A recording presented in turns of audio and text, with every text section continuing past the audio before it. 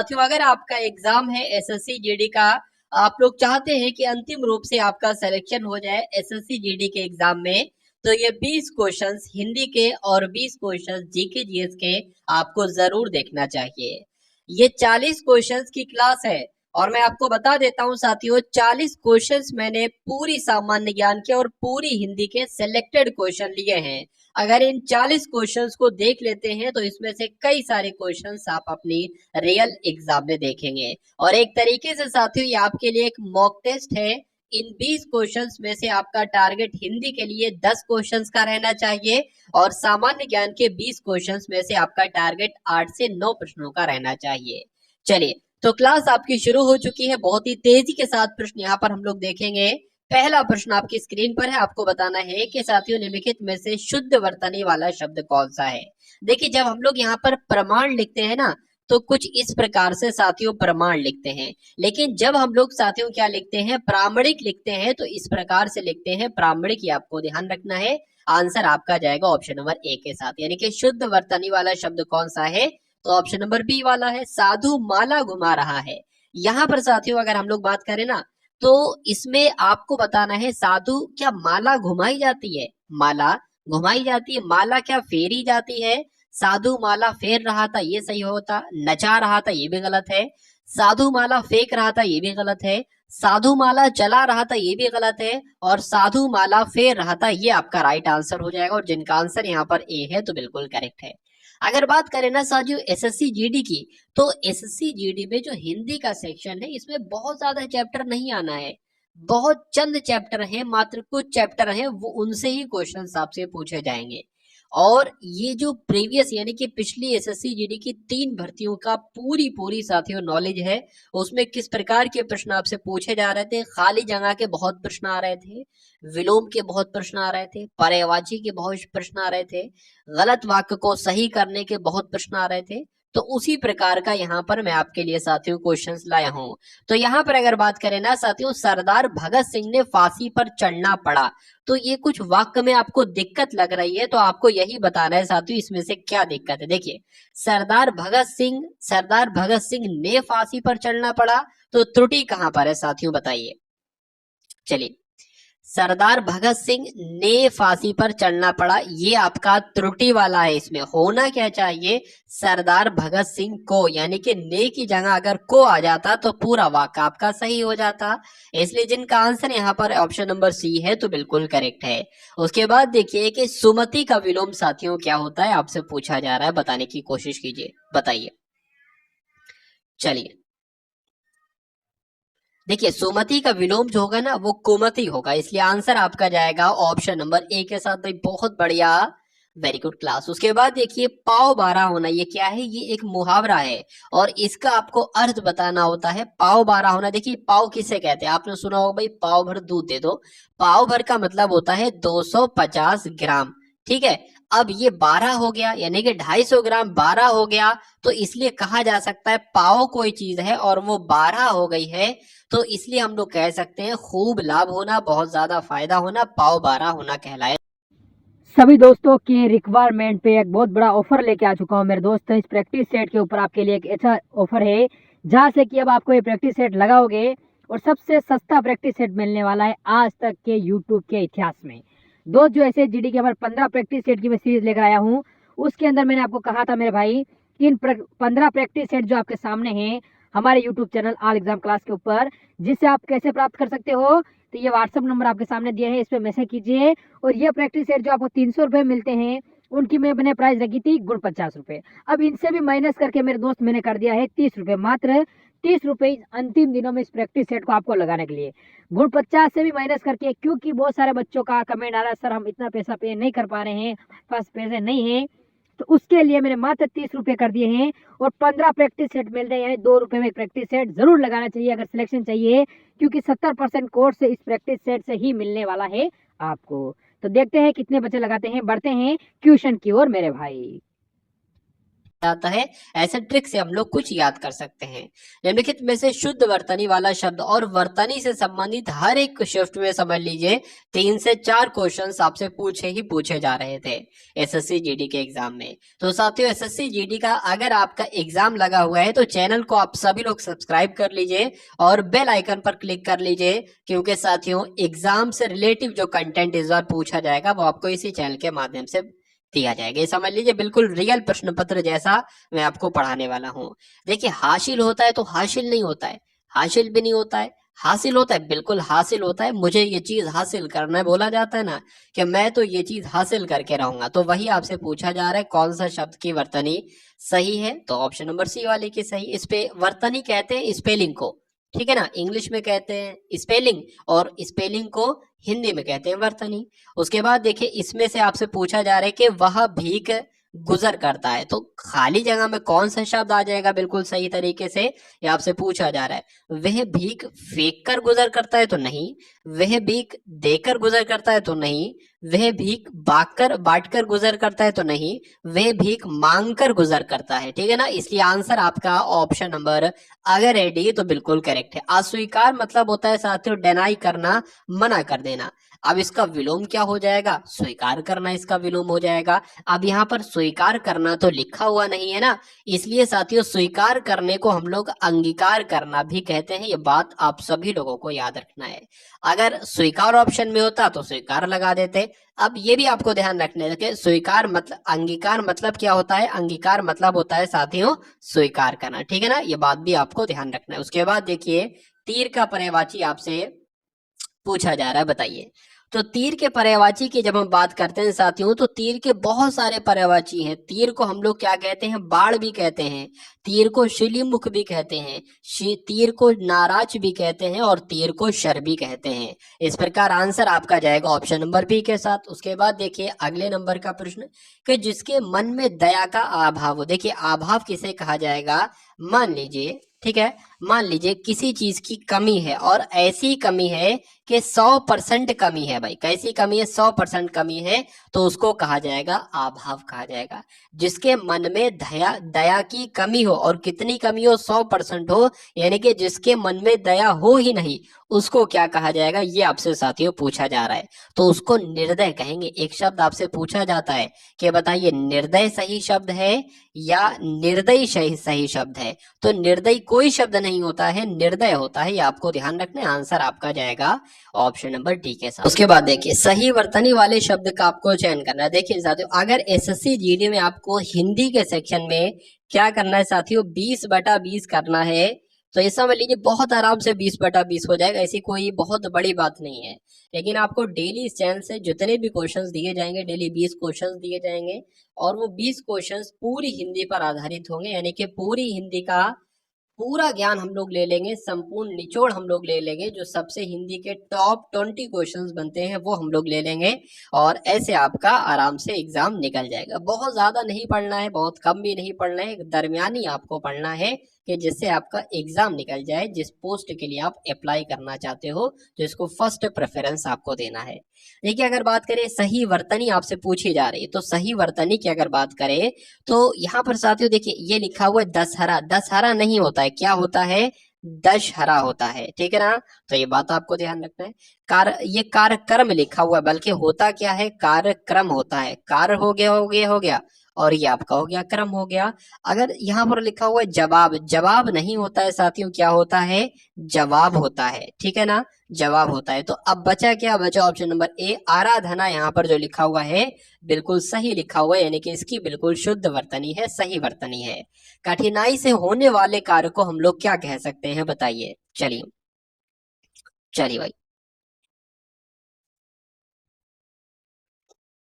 तो यहाँ पर अगर बात करें असाध्य कहेंगे, असाध्य नहीं कहेंगे, श्रम साध्य भी नहीं कहेंगे साथियों, आसान भी नहीं कहेंगे, बल्कि कष्ट साध्य कहेंगे। जो कठिनाई से होने वाला काम हो उसको कष्ट साध्य कहा जाता है। और जिनका आंसर यहाँ पर डी था तो बिल्कुल करेक्ट था। वृद्ध, वृद्ध की यहाँ पर साथियों बात आई है। वृद्ध का मतलब क्या होता है और वृद्ध का विलोम आपसे पूछा जा रहा है। तो वृद्ध का विलोम जो होगा और सबसे सही आंसर जो जाएगा वो बालक के साथ जाएगा, ये आपको ध्यान रखना है।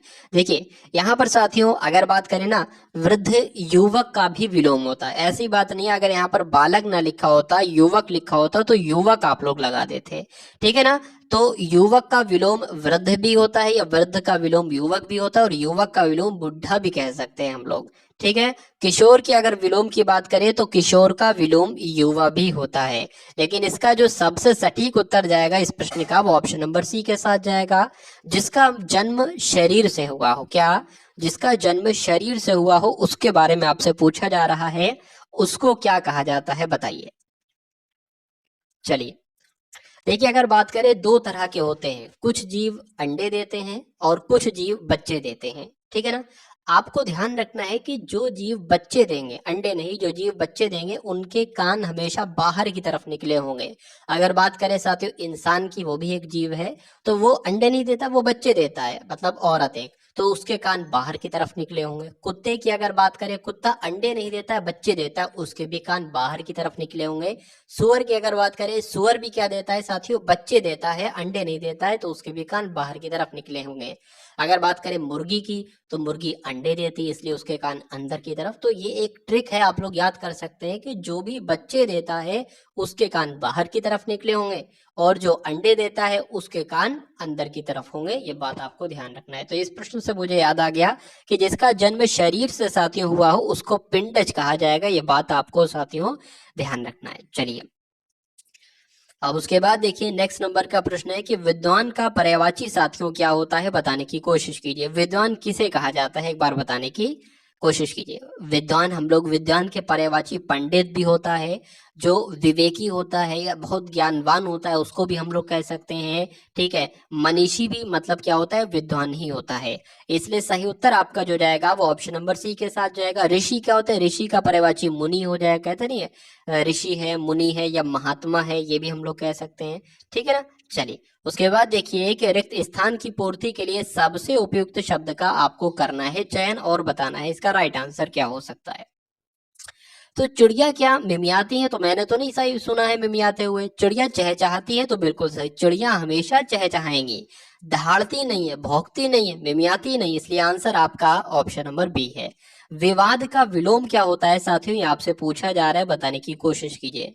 चलिए क्या हो सकता है साथियों, इस क्वेश्चन का बिल्कुल करेक्ट आंसर बताने की कोशिश कीजिए। तो अगर बात करें साथियों, विवाद का विलोम जो होगा वो निर्विवाद होगा, ये आप लोग ध्यान रखेंगे।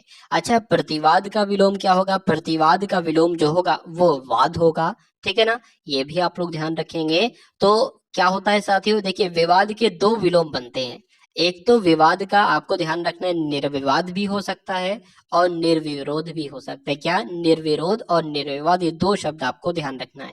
उसके बाद देखिए साथियों, नेक्स्ट नंबर का प्रश्न आपकी स्क्रीन पर है कि सही वर्तनी वाले शब्द का आपको चयन करना है। तो ये प्रश्न साथियों बहुत बार एग्जाम में पूछा जा चुका है, आपको ध्यान रखना है। उज्जवल कभी भी हमेशा लिखेंगे तो उज्जवल में दो बार जाएगा और दोनों बार आधा जाएगा, ये बात आपको साथियों ध्यान रखना है। दो बार जाएगा और दोनों बार आधा जाएगा, तो ऐसा कहाँ पर लिखा हुआ है, ऐसा ऑप्शन नंबर बी में लिखा हुआ है। तो यही तो आपका राइट आंसर है। दिए गए शब्द का विलोम चुने, यानी कि उत्तीर्ण आपको बताना है साथियों, उत्तीर्ण का विलोम क्या हो जाएगा। उत्तीर्ण मतलब होता है पास होना, और फेल होने को कहते हैं अनुत्तीर्ण होना, तो इसलिए आंसर आपका ऑप्शन नंबर ए हो जाएगा। ये बात आपको साथियों ध्यान रखना है। सभी दोस्तों की रिक्वायरमेंट पे एक बहुत बड़ा ऑफर लेके आ चुका हूँ मेरे दोस्त। इस प्रैक्टिस सेट के ऊपर आपके लिए एक अच्छा ऑफर है, जहाँ से कि अब आपको ये प्रैक्टिस सेट लगाओगे और सबसे सस्ता प्रैक्टिस सेट मिलने वाला है आज तक के यूट्यूब के इतिहास में। दोस्त जो ऐसे जीडी के हमारे 15 प्रैक्टिस सेट की मैं सीरीज लेकर आया हूँ, उसके अंदर मैंने आपको कहा था मेरे भाई कि इन 15 प्रैक्टिस सेट जो आपके सामने हैं हमारे YouTube channel all exam class के ऊपर, जिससे आप कैसे प्राप्त कर सकते हो, तो ये व्हाट्सअप नंबर आपके सामने दिया है, इस पर मैसेज कीजिए। और ये प्रैक्टिस सेट जो आपको 300 रुपये मिलते हैं, उनकी मैंने प्राइस रखी थी गुण 50 रुपये। अब इनसे भी माइनस करके मेरे दोस्त मैंने कर दिया है 30 रुपये, मात्र 30 रुपये अंतिम दिनों में इस प्रैक्टिस सेट को आपको लगाने के लिए। गुण 50 से भी माइनस करके, क्योंकि बहुत सारे बच्चों का कमेंट आ रहा है सर हम इतना पैसा पे नहीं कर पा रहे हैं, पास पैसे नहीं है, तो उसके लिए मैंने मात्र 30 रुपये कर दिए हैं। और 15 प्रैक्टिस सेट मिल रहे हैं, यानी 2 रुपये में एक प्रैक्टिस सेट जरूर लगाना चाहिए अगर सिलेक्शन चाहिए, क्योंकि 70% कोर्स इस प्रैक्टिस सेट से ही मिलने वाला है आपको। तो देखते हैं कितने बच्चे लगाते हैं, बढ़ते हैं ट्यूशन की ओर मेरे भाई। के बाद देखिए नेक्स्ट नंबर का प्रश्न आपकी स्क्रीन पर है, पूछा आपसे जा रहा है कि दिए गए वाक्यांश के लिए एक शब्द चुनिए जिसे कभी बुढ़ापा ना आए, बताइए। तो जिसे कभी साथियों बुढ़ापा ना आए उसको क्या कहा जाता है? उसको तो अजर कहा जाता है। क्या? अजर कहा जाता है जिसे कभी बुढ़ापा ना आए। और अमर किसे कहा जाता है? फिर अमर किसे कहा जाता है? जो कभी ना मरे उसे अमर कहेंगे। अच्छा, ऊसर मतलब क्या होता है? जहां कुछ पैदा ही ना हो तो उसको ऊसर कहेंगे। और उर्वर किसे कहेंगे? उपजाऊ भूमि को उर्वर कहेंगे। तो ये बात भी आपको साथियों ध्यान रखना है। कुलीन शब्द यहाँ पर लिखा हुआ है, जो अच्छे कुल में पैदा हुआ हो, उत्पन्न हुआ हो, उसे कुलीन कहा जाएगा। ये आपको ध्यान रखना है। तो कुल मिला के अगर बात करें, इस प्रश्न का सही उत्तर जो है वो ऑप्शन नंबर बी के साथ है भाई। बहुत बढ़िया, वेरी गुड क्लास। साथियों, तो अभी आपने देखे हिंदी के 20 क्वेश्चंस, उसमें से आप अपना टारगेट बताइएगा कि कितना क्वेश्चंस आप बिल्कुल करेक्ट कर पाए। अब यहाँ पर हम लोग देखेंगे जीके के 20 ऐसे क्वेश्चन जो सबसे इंपॉर्टेंट होंगे पूरे सामान्य ज्ञान के, और इन क्वेश्चन से रिलेटिव जो क्वेश्चंस बनते हैं वो भी हम लोग देखेंगे। तो मेरा ऐसा मानना है कि जो क्वेश्चन 20 कराऊंगा वो आपने देख लिए, और उससे संबंधित जितने क्वेश्चंस कराऊंगा वो आपने देख लिए, तो एग्जाम में आपका साथियों बहुत बेहतरीन स्कोर हो जाएगा। मतलब तैयारी आपकी जितनी 21 है तो 22 हो जाएगी, 20 है तो 21 हो जाएगी, ऐसा समझ लीजिए। ठीक है, तो 20 क्वेश्चंस में जितना कंटेंट आपको दे सकता हूं वो मैं इस वीडियो के माध्यम से आपको दूंगा, और इसमें भी आपको कम से कम टारगेट 8 क्वेश्चंस का करना है। तो पहला प्रश्न आपके स्क्रीन पर है कि निम्नलिखित में से किसने सभी गोलमेज सम्मेलन में भाग लिया था? ये क्वेश्चन बहुत पूछा जाता है। पहला प्रश्न आपकी परीक्षा में जो बनेगा वो ये पूछा जाएगा कि तीनों गोलमेज सम्मेलन कहां पर हुए? तो तीनों गोलमेज सम्मेलनों का आयोजन लंदन में हुआ। पहला 1930 में हुआ, दूसरा 1931 में हुआ, तीसरा 1932 में हुआ। ठीक है ना? आपको ध्यान रखना है, जो दूसरा गोलमेज सम्मेलन हुआ, मतलब किसने सभी गोलमेज सम्मेलनों में भाग लिया। अगर महात्मा गांधी की बात करें, यानी कि कांग्रेस की बात करें, तो उसमें दूसरे गोलमेज सम्मेलन में भाग लिया गया था महात्मा गांधी जी के द्वारा। तीनों गोलमेज सम्मेलन में किसने भाग लिया? तो भीमराव अंबेडकर ने लिया। और उसके अलावा अगर बात करें साथियों, तेज बहादुर सप्रू ने लिया है। आपको ध्यान रखना है। इसलिए आंसर आपका किस ऑप्शन के साथ जाएगा? ए और बी के साथ जाएगा, यानी कि डी के साथ। भारत में चीनी का सबसे बड़ा उत्पादक कौन सा है? ये आपसे पूछा जा रहा है। देखिए, अगर बात करें ना हम लोग यहाँ पर उत्तर प्रदेश की बात करें तो चीनी का भी सबसे बड़ा उत्पादक है, गन्ने का भी है, ये बात आपको ध्यान रखना है, और आलू का भी है। नेक्स्ट नंबर का प्रश्न है, 2011 की जनगणना के अनुसार विश्व की जनसंख्या को कितने प्रतिशत भारत में रहती है? तो मान लीजिए पूरा विश्व है, ठीक है ना, ये पूरा विश्व है, तो भारत मान लीजिए है, तो भारत में कितने प्रतिशत जनसंख्या रहती है? ये एग्जाम में प्रश्न आपसे बनता है। तो 17.5% रहती है। अगर मान लीजिए 100% पूरे विश्व में लोग रहते हैं तो 17.5% लोग भारत में रहते हैं। ये बात आपको ध्यान रखना है। 6 वर्ष की आयु से 14 वर्ष की आयु के बीच बच्चों को शिक्षा का अधिकार है। तो ये एक कैसा अधिकार है, ये आपसे पूछा जा रहा है, बताइए। चलिए, क्या आपका राइट आंसर यहाँ पर साथी हो सकता है? बताने की कोशिश करेंगे आप सभी लोग, बताइए। वैधिक अधिकार है, संवैधानिक अधिकार है, या मूल अधिकार है? तो ये एक साथियों आपको ध्यान रखना है, ये एक वैधिक अधिकार है। इसलिए राइट आंसर आपका जो जाएगा वो ऑप्शन नंबर ए के साथ जाएगा, और जिनका आंसर यहाँ पर ए है तो बिल्कुल करेक्ट है। उसके बाद देखिए कि निम्नलिखित में से कौन सुमेलित नहीं है? क्या कौन सुमेलित नहीं है, ये आपसे साथियों पूछा जा रहा है, तो बताने की कोशिश कीजिए, बताइए। तो किस टाइप का क्वेश्चन है साथियों? एक क्वेश्चन से संबंधित मतलब 4 क्वेश्चंस यहाँ पर आपके बनेंगे, बताइए। चलिए, समय आपको दिया जा रहा है। यहाँ पर साथियों लिखा हुआ है कोलकाता हुगली नदी के किनारे पर बसा हुआ है, बिल्कुल सही। प्रयागराज गंगा नदी के किनारे पर बसा हुआ है, बिल्कुल सही। डिब्रूगढ़ ब्रह्मपुत्र नदी के किनारे पर बसा हुआ, बिल्कुल सही। लेकिन आगरा की अगर बात करें तो आगरा साथियों गोमती नदी के किनारे पर बसा हुआ नहीं है। आगरा एक उत्तर प्रदेश में है आगरा, और यमुना नदी के किनारे पर बसा हुआ है आगरा, ये आपको ध्यान रखना है। इसलिए राइट आंसर आपका जाएगा ऑप्शन नंबर डी के साथ। भारतीय राष्ट्रीय कांग्रेस के प्रथम प्रेसिडेंट कौन थे? या आपसे पूछा जा रहा है। देखिए, यहाँ पर पूछा जा रहा है पहले मुस्लिम अध्यक्ष कौन थे? तो जो पहला अधिवेशन हुआ था 1885 में, इसकी अध्यक्षता तो व्योमेश चंद्र बनर्जी ने की थी। लेकिन जो तीसरा अधिवेशन हुआ था, यानी कि 1887 में हुआ था, इसकी अध्यक्षता की थी बदरुद्दीन तैयब जी ने। और यहीं पर से प्रश्न बन गया, चूंकि ये पहले मुस्लिम अध्यक्ष थे, तो इसलिए आंसर आपका अगर है ऑप्शन नंबर बी के साथ तो बिल्कुल करेक्ट हो जाता। भाई बहुत बढ़िया, वेरी गुड क्लास। चलिए उसके बाद देखिए नेक्स्ट नंबर का प्रश्न आपके स्क्रीन पर है कि कौन सी जनजाति दिवाली को शोक के रूप में मनाती है, बताइए।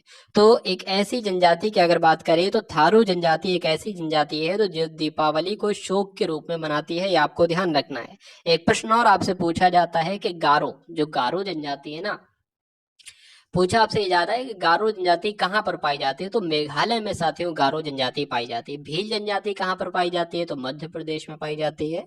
कुल मिला के जितने भी इंपॉर्टेंट फैक्ट मैं आपको बता रहा हूँ ना, अगर वो आपने तैयार कर लिए तो अच्छी तैयारी आपकी हो जाएगी।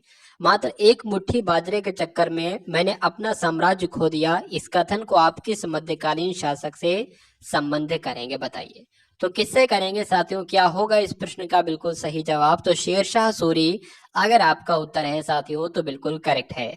उसके बाद देखिए चरकुला नृत्य किस प्रदेश से संबंधित है, यानी कि जो चरकुला नृत्य है ये कहाँ पर किया जाता है, तो कहाँ पर किया जाता है, ये उत्तर प्रदेश में किया जाता है।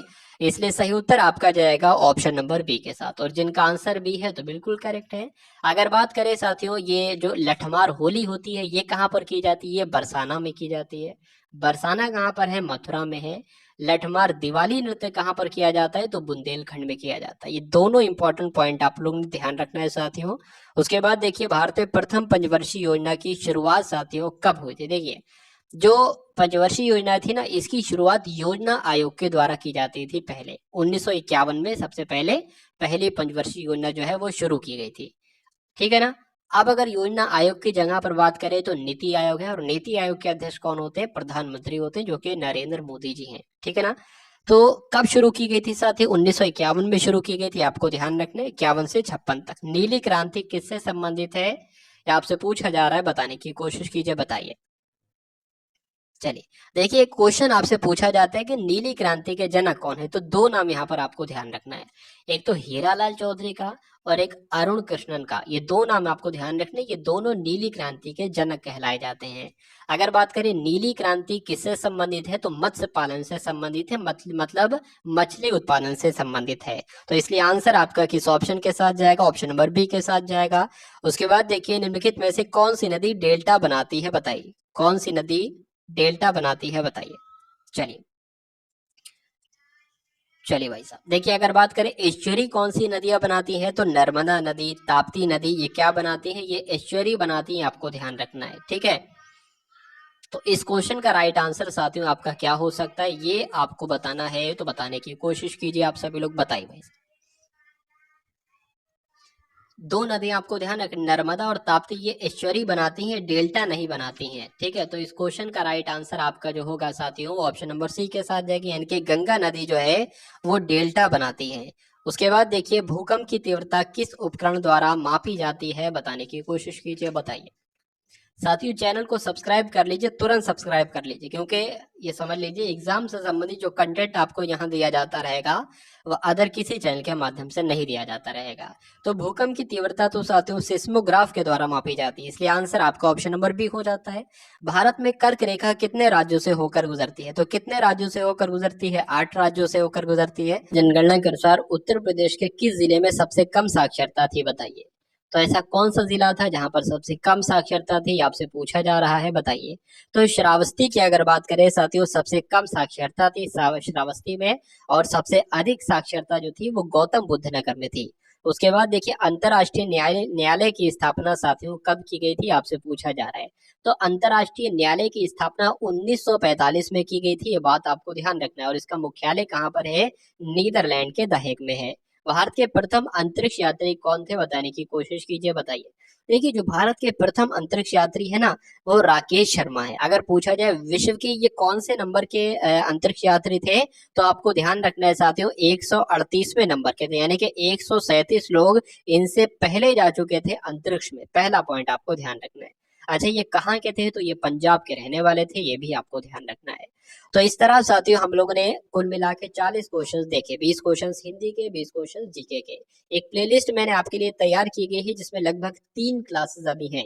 उन 3 क्लासेस का लिंक मैंने प्लेलिस्ट में डाल दिया एसएससी जीडी 2024 के, तो उसका लिंक आपको डिस्क्रिप्शन में मैं दे दूंगा, डिस्क्रिप्शन में और कमेंट में दे दूंगा। तो वहां से जाकर अगर वो वीडियो आप लोग 10-10 मिनट की होंगी मुश्किल से, तो डबल स्पीड में देख लेते हैं तो तैयारी में आपके 4 चांद लग जाएंगे। और चैनल को तो आपने सब्सक्राइब कर ही लिया होगा।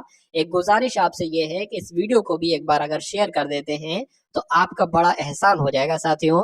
तो मिलते हैं कुल मिला के हम लोग आने वाली वीडियो में। जय हिंद साथियों।